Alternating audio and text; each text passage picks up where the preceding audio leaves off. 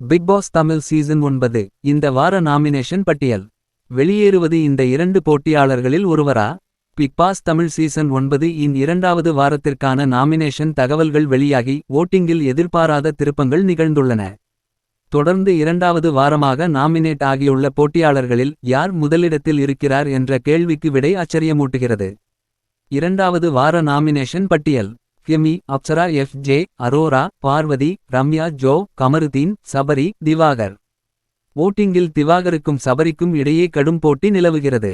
Watermelon star திவாகருக்கு இயற்கையான ரசிகர் ஆதரவு இருந்தாலும் சபரிக்கு திவாகருக்கு இணையாக வாக்குகள் வருவது சந்தேகத்தை எழுப்பியுள்ளது.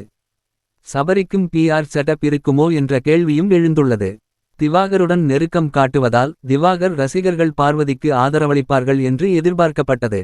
ஆனால் திவாகரும் நாமினேட் ஆனதால் வாக்குகள் பிரிந்து பார்வதியின் நிலை கேள்விக்குறியாகியுள்ளது. இருப்பினும் பார்வதி 100 நாட்கள் வீட்டில் நீடிப்பது உறுதி என்று கணிக்கப்படுகிறது.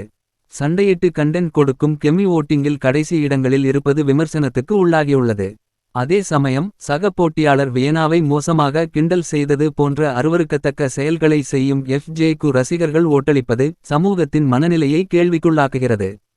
இந்த நாமினேஷன் பட்டியலில் வீட்டின் கேமுக்கு தனது பங்களிப்பை செய்யாத அப்சராவை வெளியேற்றலாம் என்று பெரும்பாலானோர் எதிர்பார்க்கின்றனர். குறிப்பாக அப்சரா திருநங்கை என்ற காரணத்திற்காக போன வாரம் எலிமினேஷனில் இருந்து காப்பாற்றப்பட்டார் என்றும் அவர் தனது நிலைப்பாட்டை காண்பித்து கேம் விளையாடவில்லை என்றால் அவர் மீண்டும் காப்பாற்றப்பட மாட்டார் என்றும் கணிக்கப்படுகிறது. எஃப்.ஜே ஆபாசமாகவும் பெண்களை தரக்குறைவாகவும் விமர்சிப்பதால் நிகழ்ச்சிக்கான கண்டென்ட் கிடைக்கும் என்பதற்காக சீசன் 7 இல் நிக்சனை வைத்திருந்தது போல எஃப்.ஜே.யையும் பிக் பாஸ் குழு முழு சீசனிலும் தக்கவைத்துக் கொள்ள வாய்ப்புள்ளது. எனவே இந்த வாரம் அப்சரா எலிமினேட் செய்யப்படுவதற்கு அதிக வாய்ப்புகள் உள்ளதாக கணிக்கப்படுகிறது. அதே நேரத்தில் கண்டென்ட் கொடுக்கும் கெமி போன்ற போட்டியாளர்களுக்கு ரசிகர்கள் ஆதரவளிக்க வேண்டும் என்றும் வலியுறுத்தப்படுகிறது.